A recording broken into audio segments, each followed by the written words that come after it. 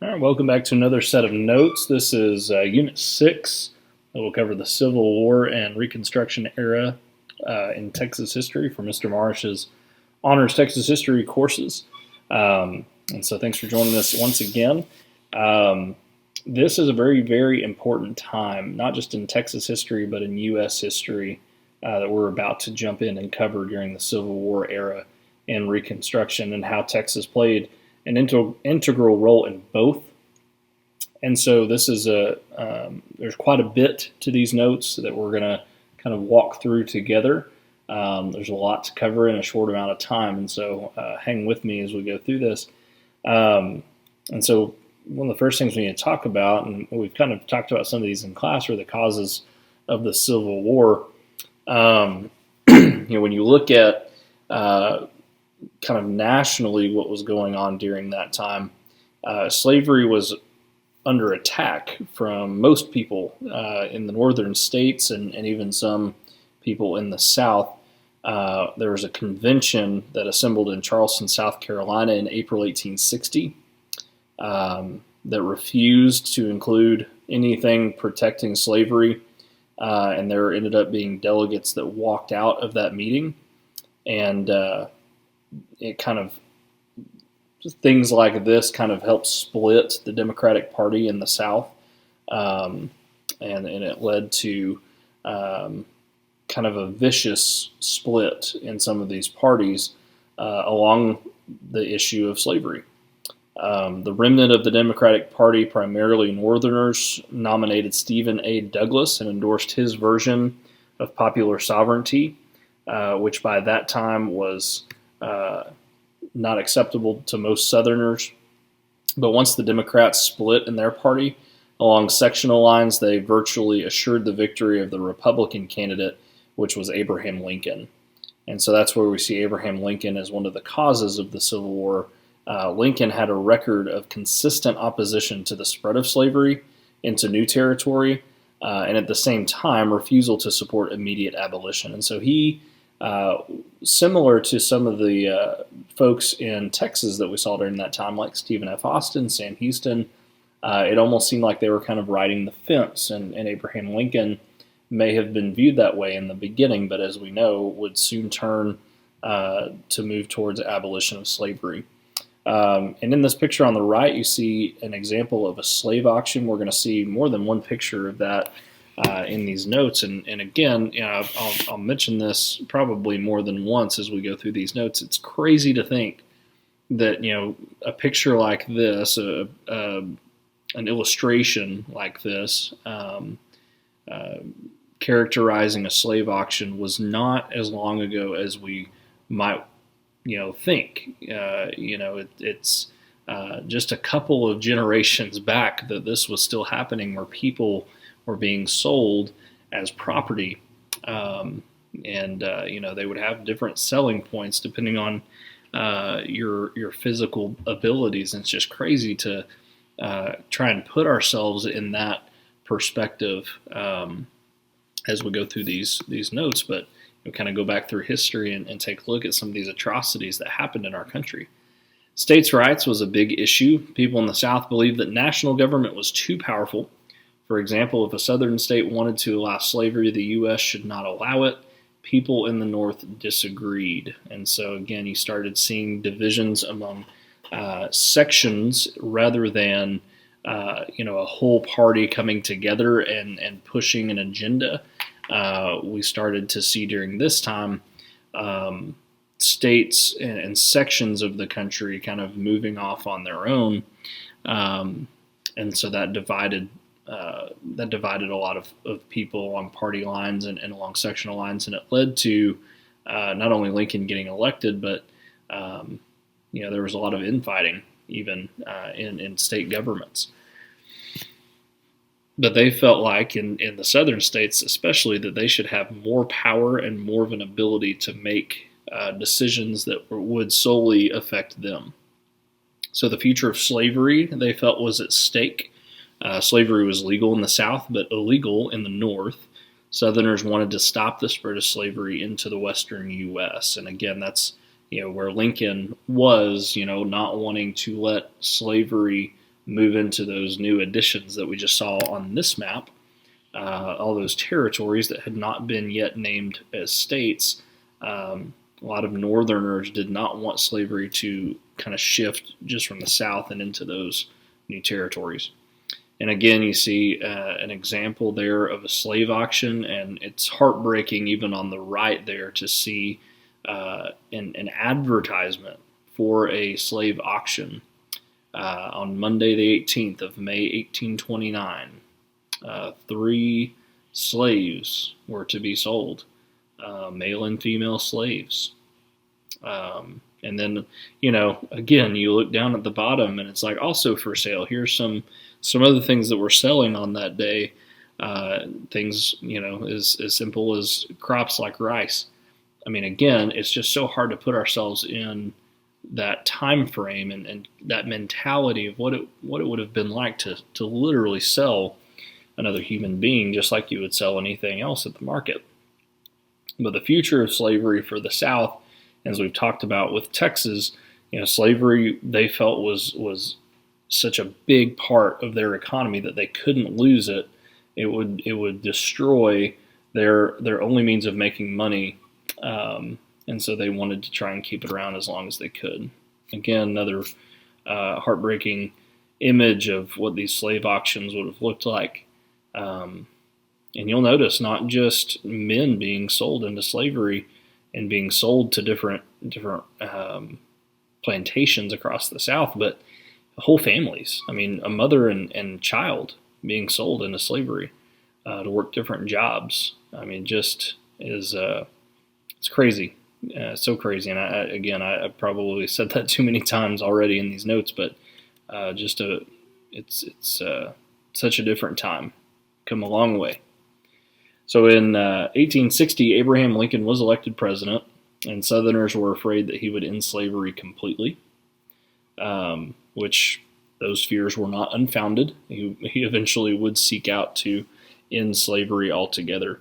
But Lincoln's election led to kind of a spontaneous grassroots movement for disunion in Texas. Community after community held mass meetings and adopted resolutions condemning Lincoln as a dangerously radical, and I'm quoting here, black Republican, and calling for the election of a state convention to consider the idea of secession. Talks had been rumbling throughout the South of different states literally seceding and moving out of the Union and removing themselves from the United States. And so because of Lincoln's election, that started really taking place more in Texas at that time. So here we see Lincoln with his family, wife and children.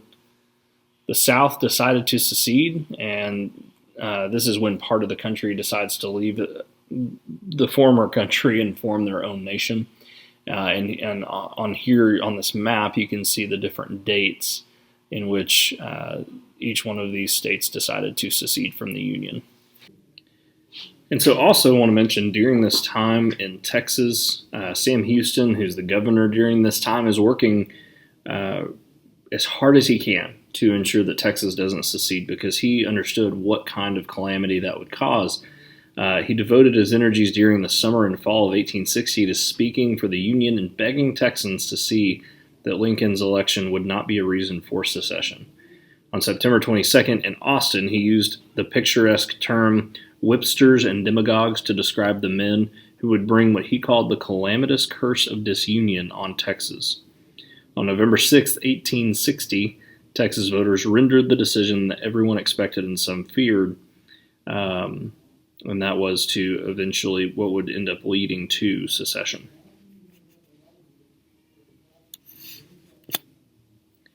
So the argument for the secession in the South, we join the U.S. as individual states, and if we don't like how the government's running the country, we should have the right to leave it. Versus the argument against secession, this is what the North was arguing, is that you join this union, and by definition, a union is a group of states bound together, and you're obligated to stay part of it.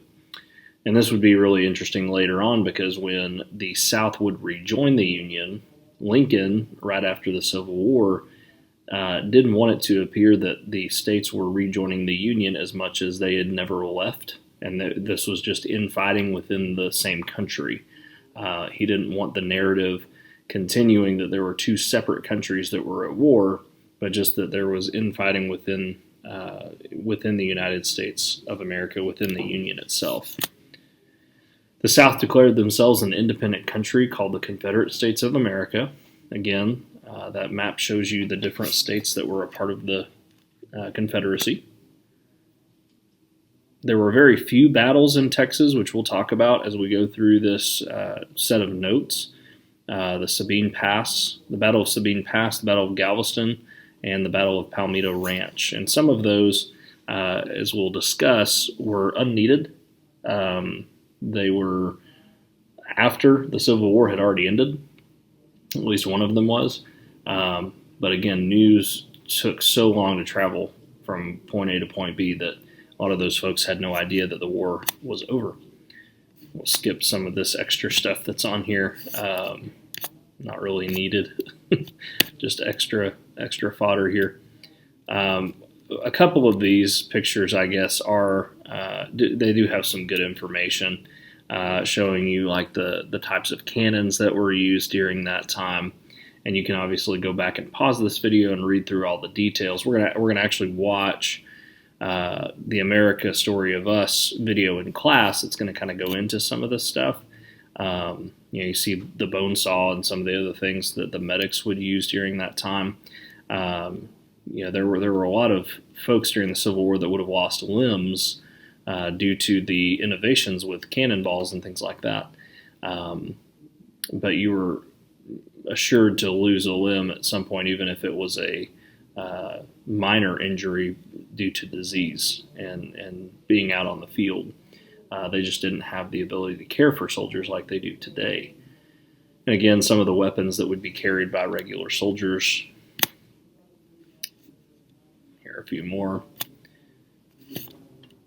So, in its Declaration of Secession, Texas stated that it intended to go to war to preserve a Southern way of life that made racial distinctions in part by maintaining blacks in the condition of servitude. So again, they were wanting to keep slavery alive and well.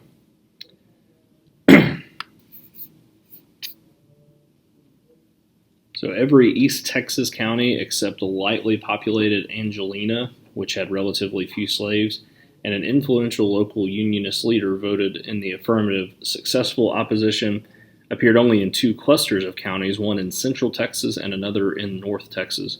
10 counties in the area around the west of Austin rejected this union, partly because of the Central Texas frontier benefited from the presence of the U.S. Army, and partly due to voters of German descent who tended to support the Union.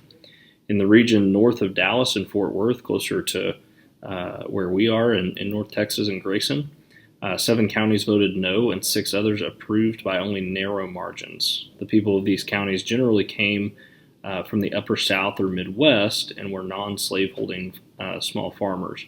Also, many lived in an exposed position on the Comanche frontier and feared the loss of Army protection. So, voting no to secede from the Union for some was a little bit selfish in a way, but at the same time, at the end of the day, historically looking back, it doesn't really matter what the reasoning was.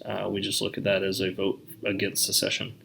So the Civil War began in April of 1861 at Fort Sumter in Charleston Harbor of South Carolina.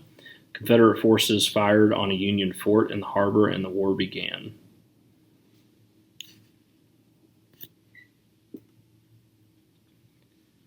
So thousands of Texans, like other Southerners, joined the Confederate Army immediately.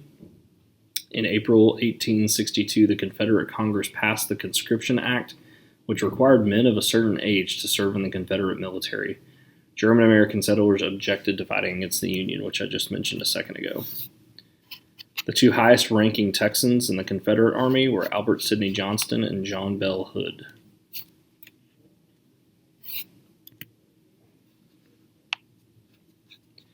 So after the war began, most Texans who previously had been against secession now supported the Confederacy. I think it's just ended up being a personal thing. You saw, the people that were closer to you, closer in community, that whole idea of sectionalism, and dividing among party lines, dividing among state lines, and even just saying, okay, well, we're part of the Confederacy now, and so you're tempted to join your side of the war just because it's now affecting you. And so James Throckmorton, who had voted against secession, realized that he could not fight against Texas. About 60,000 Texans joined the armed forces of the Confederacy. So after firing on Fort Sumter, President Jefferson Davis of the Confederacy asked for volunteers, and young Texans responded enthusiastically. By the end of 1861, some 25,000 men entered into the Confederacy service, and more than two-thirds of them in cavalry regiments.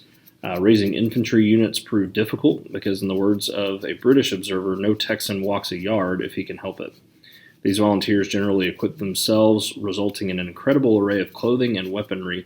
Most quote-unquote uniforms had some shade of gray, but similarities ended there. Firearms included everything from squirrel guns, bear guns, shotguns, to Colt pistols, to ancient fowling pieces, flintlocks, and silver-plated handguns, and some companies actually carried lances. The penitentiary at Huntsville in Texas manufactured thousands of yards of cloth for uniforms, and ordnance workers across the state produced rifles, ammunition, and powder. Most of the Texas soldiers recruited into the Confederate Army didn't see service east of the Mississippi River, so they never went past the Mississippi River into the north. Those who did participated in much of the heaviest fighting during the war. Only 3 units from the Lone Star State, the 1st, 4th, and 5th Texas Infantry regiments, fought in the Eastern Theater as part of the Army of Northern Virginia. And so a lot of them never even made it too far east. Some Texan aid in the Union, about 2,000 Texas Unionists, including 50 African Americans, took up arms for the Union. Mexican Americans served on both sides of the war. Because again, going back historically, a lot of Mexican nationals were against slavery. It was abolished in Mexico before the United States, and so it makes sense that they would be fighting on both sides. Many Texas Unionists who did not want to fight on either side left Texas, probably moved more into those unincorporated territories that weren't states yet. So major battles of the Civil War. Before we get into some of the major battles, to talk about the plan that the Union used, that the North used to kind of constrict the Confederacy. It was termed the Anaconda Plan, and this was a blockade of southern ports, dividing southern states in half at the Mississippi River, capturing Richmond, which was the Confederate capital. So it was kind of a 3-step process here. If they could get the ports and prevent trade from going in and out, from being able to move supplies, if they were able to split the South in half at the Mississippi River and capture that, then they could kind of close in and slowly start constricting. If you know what an anaconda does to its prey, it just slowly starts gripping its prey and squeezing the life out of it. That's exactly what the plan for the Union would be. The Confederate strategy, on the other hand, was to defend the Confederate states and invade northern states where the opportunity stood. They didn't really have a very good game plan here, and they were outmatched, I think, in the way that their military strategy worked. But they didn't really have much going for them in the way of technology and things like that, because by the end of the war, the North would have access to railroads and being able to communicate and pass along supplies and things like that. And that was not something that was possible in the South at that time. And again, kind of just getting more detailed into some of those steps, cutting off the Confederacy, cutting off their trade routes, especially from New Orleans and Texas. So again, here you kind of see the difference in the plan, the blue arrows being the Union and where they were fighting, where they were heading, versus the southern states, the Confederacy, just kind of punching up to the north. The Union had a very diverse plan in moving across those southern states to try and block off trade and cut them off. And again, here's another illustration of what that would look like. Those kind of political cartoon types of illustrations here. Texas-Mexico trade routes were important. Texas was economically important to the Confederacy because the Confederacy was able to conduct foreign trade through Mexico by way of Texas. And so again, Mexico, they're not necessarily against helping the Confederacy. If you remember, they had fought against the United States. Texas used to be part of Mexico. I wouldn't say that they had a great relationship up to this point. And so when the United States kind of turns on each other, they were there to help out where they could, and kind of playing devil's advocate. The progress of war, 1861 to 1865. Again, you can see the Union gains with this map through the years. 1861 is higher up here in this light shade as they continue to kind of entrench themselves and move further and further and further until the end of the war, 1865, where they've now accomplished what they wanted to. You can see by 1863 they had the Mississippi River here, which is really what they wanted. They already had all this, but now they were able to take over the Mississippi. And once they did that and they cut off this region right here, it became a lot easier to end up winning the war. So some of the major battles: Fort Sumter, April 12th, 1861. You had Charleston Harbor in Charleston, South Carolina, where the Union surrendered the fort, being bombarded there. Some more illustrations. And the significance of Fort Sumter: it led to the secession of Virginia, Arkansas, Tennessee, and North Carolina. This was the first military action of the war, and this was the actual start of the Civil War we talked about just a second ago. The First Battle of Bull Run took place July 21st, 1861. This was in Manassas, Virginia, also called First Manassas, 30 miles away from Washington, D.C. The Confederates won the battle, but failed to chase the Union Army, which was to their detriment. It would have helped them in the long run had they chased after them and closed off on that section of the army. There were 4,700 killed, wounded, or captured during that time, and you'll see this abbreviation come up a couple times in these slides, just in case you're wondering what that abbreviation means.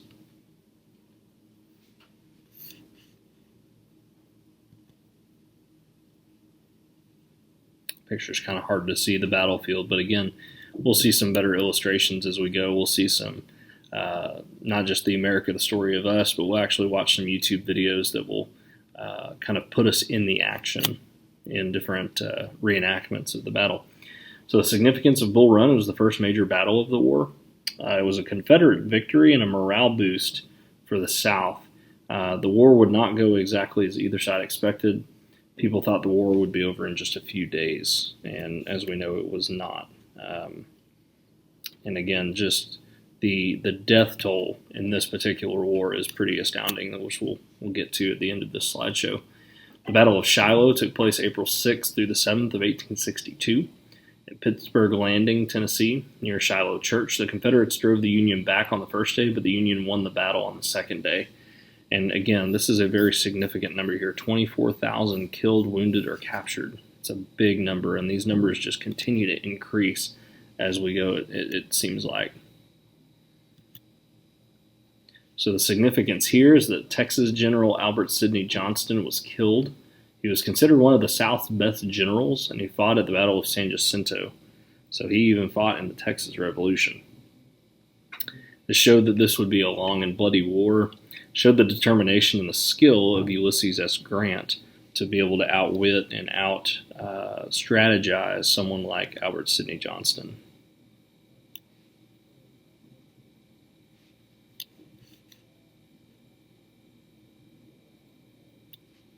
So to give you a little bit more detail on this battle, I'm going to just read this small little section from our book that we're using as a guide for our notes.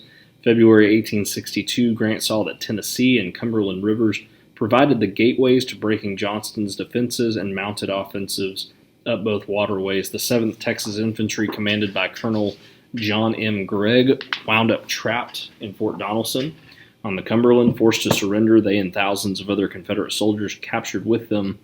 And at Fort Henry on the Tennessee were imprisoned at Camp Douglas in Illinois.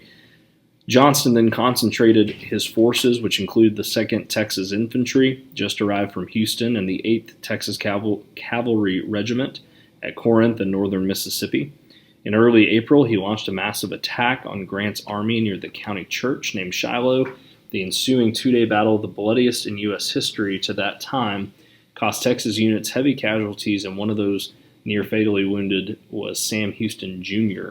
of the 2nd Texas Infantry, and took the life of the Army's commander. On the afternoon of the first day, a stray bullet hit General Johnston in the leg, severing an artery and causing him to bleed to death in 15 minutes. And so again, we see the bloody nature of these battles, and brother against brother, American against American. I mean, just such a sad point in American history. September 17th, 1862, the bloodiest single day of the Civil War, bloodiest single day battle in American history. The battle was a standoff, no side wins, and you could argue that in this war nobody ended up really winning, with how many people were killed on American soil. 28,000 were killed, and there were even more that were wounded or captured. Here's some of the illustrations of these battles. The Battle of Gettysburg is probably the most well-known, and again, one that we've all heard of before, one that you'll cover a lot as you go through your time in U.S. history. July 1st through the 3rd of 1863 in Gettysburg, Pennsylvania. You had R.E. Lee led the Confederate forces into the north. The Union Army defeated the Confederates in a costly 3-day battle where 46,000 people were killed, wounded, or captured. And this is the bloodiest battle in the entire Civil War. I mean, again, just devastating, the amount of people that died, particularly during this battle. If you've never been to Gettysburg, I've never been, but from what I understand, it is just an amazing place to go and visit as you take in the loss and kind of see it in person, the amount of folks that we actually lost during the Battle of Gettysburg. So the significance of Gettysburg was that it was a turning point for the war. The Confederate invasion of the North failed. This was a huge morale defeat for the South. And combined with the defeat at Vicksburg the next day, the South was never able to recover. Vicksburg, May 18th through July 4th of 1863 in Mississippi, and this is one I have been to, and pretty beautiful place in Vicksburg, and the memorial that you can go and visit, and they've got a bunch of different places to go to memorialize the folks that lost their lives in this battle. But one thing that I noted there was the terrain. Lots of hills as you kind of go in and ebb and flow through the rivers and valleys of that area.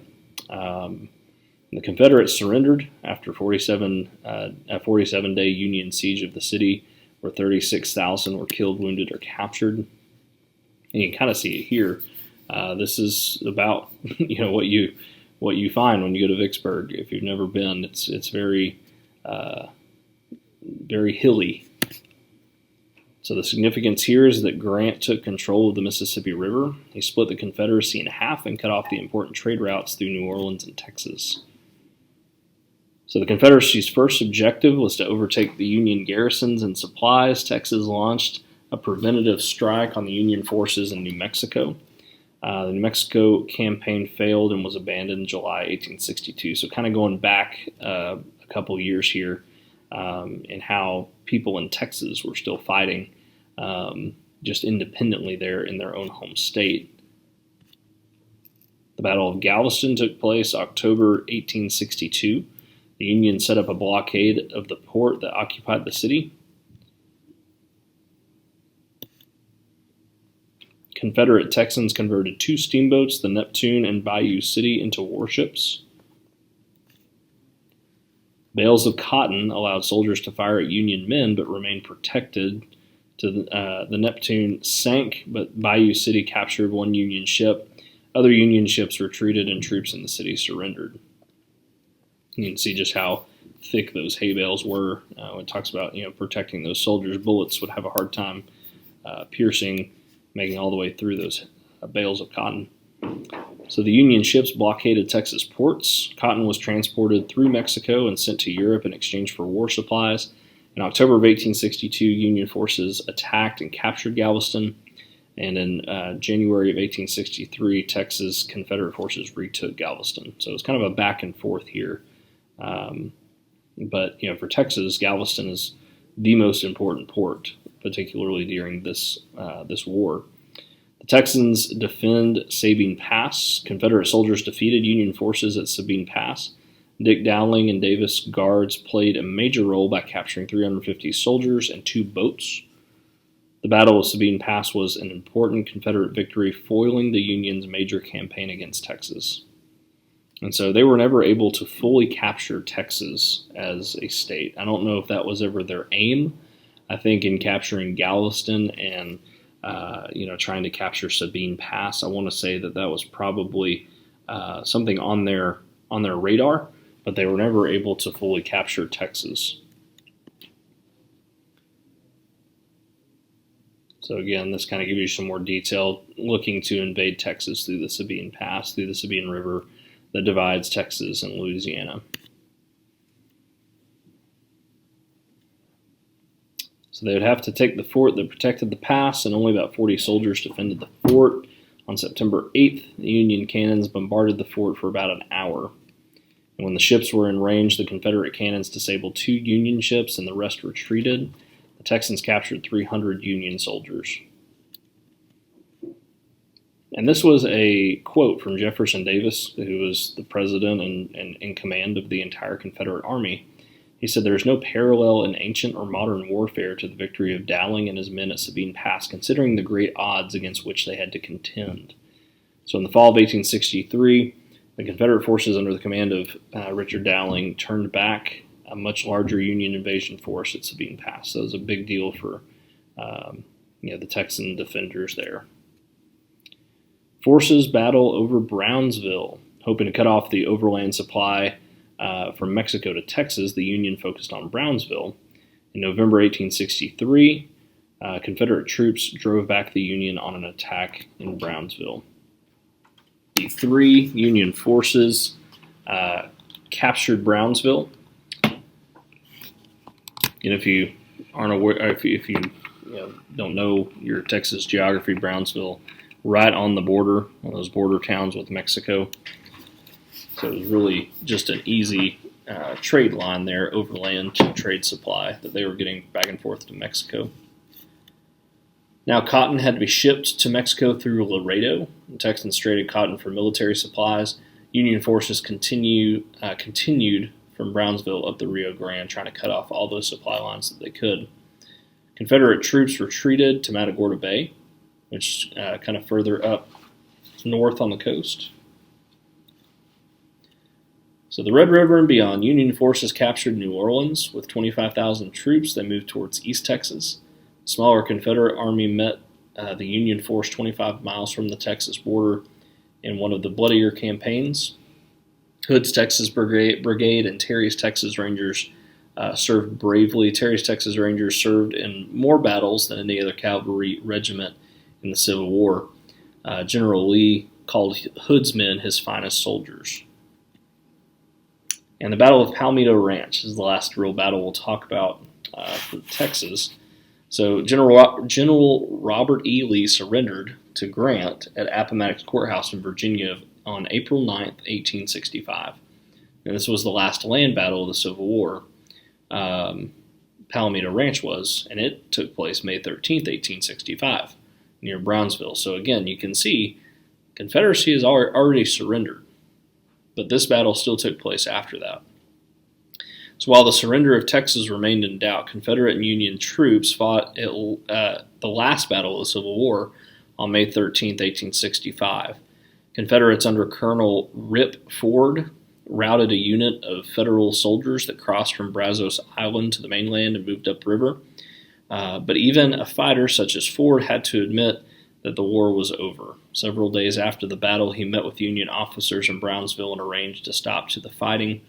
Ford soldiers went home while he and his wife crossed into Mexico. The second half of May 1865 became known in Texas as the Breakup. General Kirby Smith had ordered troops to concentrate at Houston and await his arrival, but increasing numbers ignored their commander and headed home. And so at that time you had soldiers looting the government of supplies, of clothing and food, in some cases stole from other civilians as well. The arsenals and munitions were left open for pillage. One young man described the situation at a powder mill near Marshall. Boys and men helped themselves, no guards, no precautions, bags were torn, kegs shattered, and powder covered the floor. And so kind of the end of this war was a little bit of a kind of a hectic time as we kind of see those same details I just went over with that battle. So the big thing is that Lee surrendered to Grant at Appomattox, April 6, 1865. So again, a lot of it just had to do with news not reaching Texas until way later. So Texans had 300 cavalry reinforcements the next morning. That's more detail on the Palmito Ranch. Milton, Holland was given the Medal of Honor. He was a Texan Union soldier. He was the 5th U.S. Colored Troops in Athens, Ohio, son of Bert Holland, who was the Texas Secretary of State before the Civil War, and possible slave to Bert's half-brother. Colonel Santos Benavides led Mexican-American Confederate soldiers, supported Lamar during the Mexican-American War, supported the South due to close principles of his beliefs in regionalism, and arranged safe passage of Texas cotton to the Rio Grande and Matamoros, while Union soldiers occupied Brownsville. So some significant names in Texas for the Civil War. We won't get into that massacre. We don't have time or really have the need. We're going to go ahead and move into the Reconstruction period, just to kind of keep everything in the same set of notes, since this set of notes with the Reconstruction era is not as lengthy. So we can go ahead and add this all in together.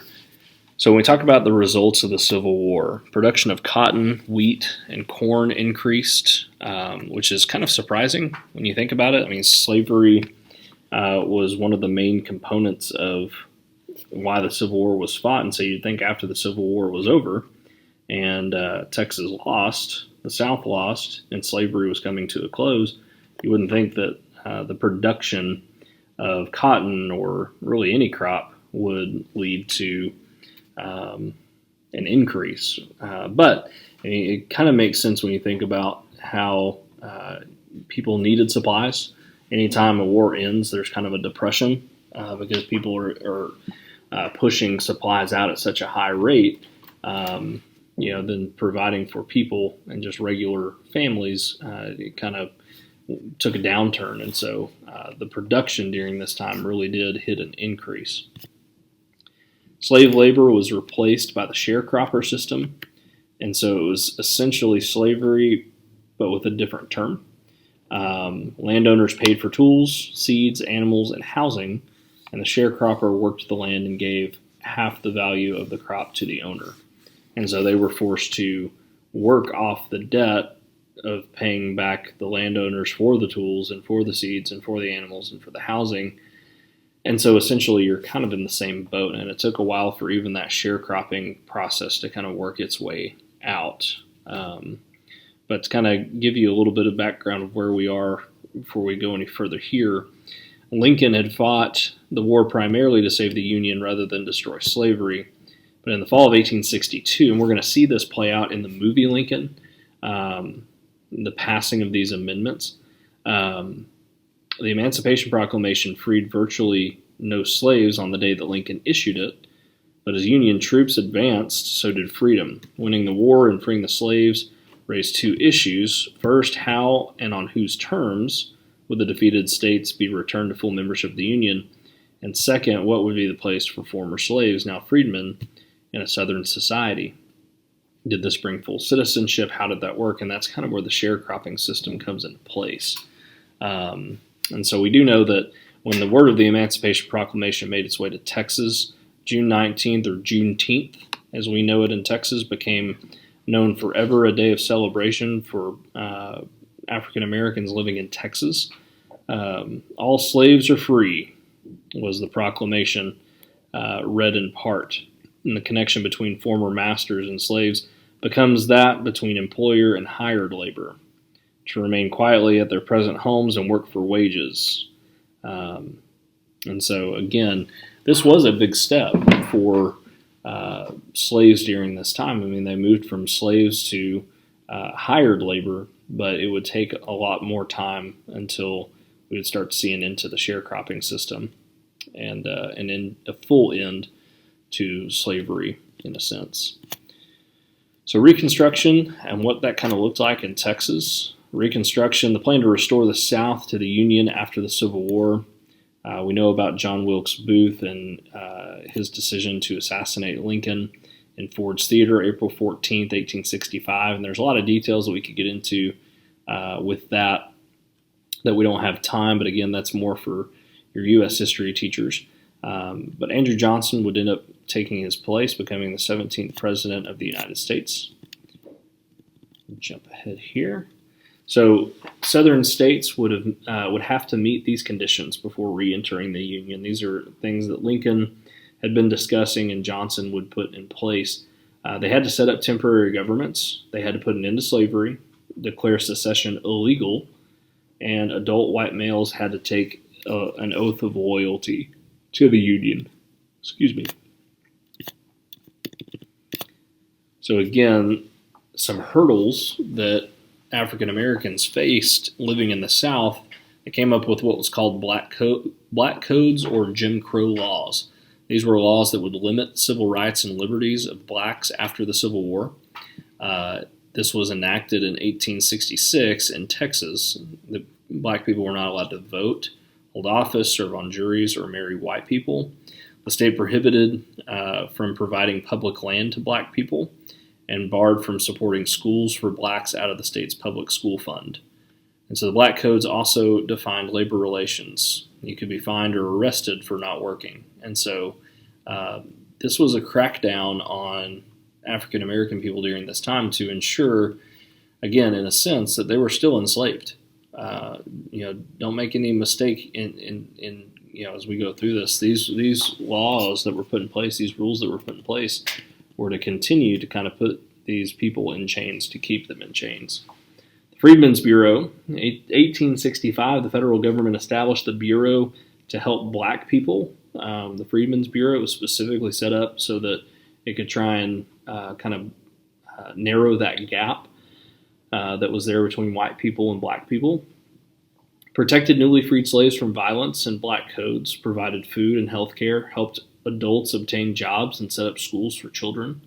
And the Bureau closed in 1868 when the South reorganized their governments. And so there was a time where this Bureau did really well and flourished, but that was only because the states hadn't reorganized and reestablished their governments.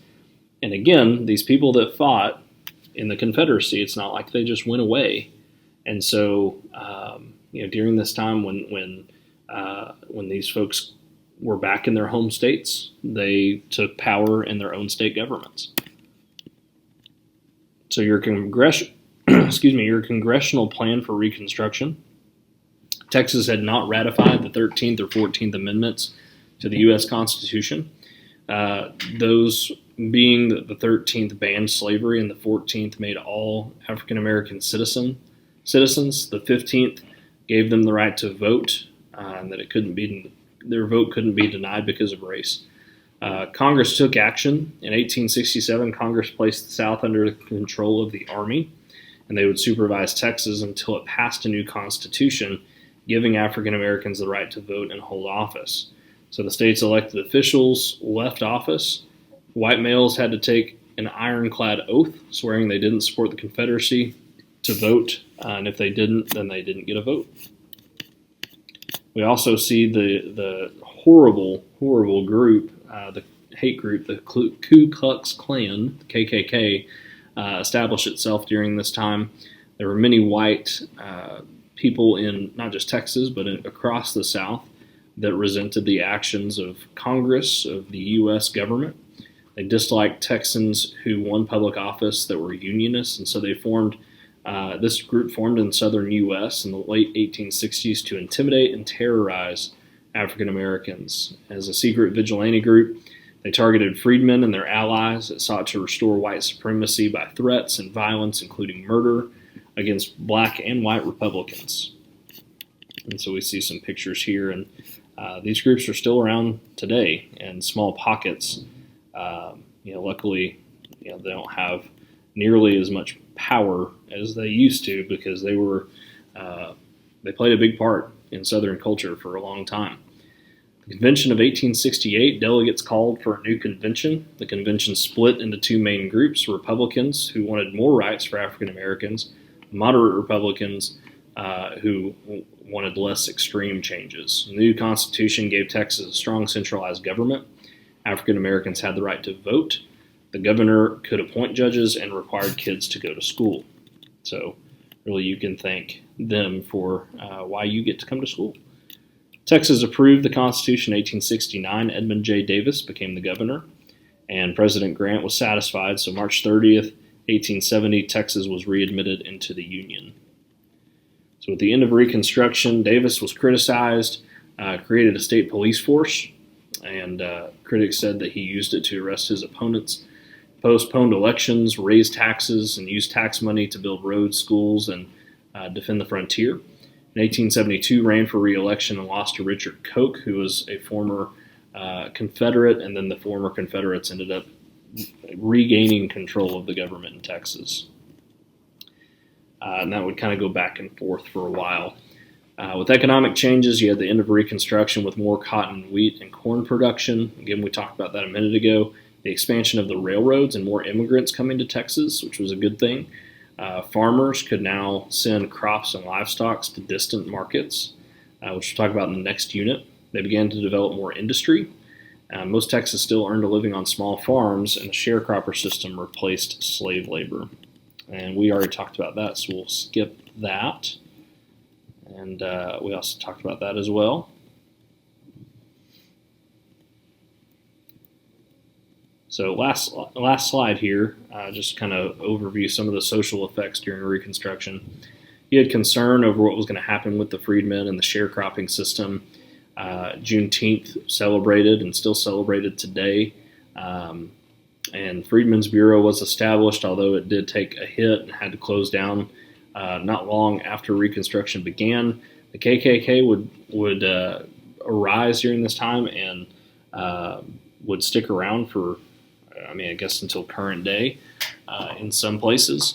And immigration to Texas increased during this time as well. So that's really all we have for these notes. Kind of a whirlwind, a lot of slides there, but getting us through the entirety of Unit 6. So we'll be back as we jump back into Unit 7. So we'll see you next time.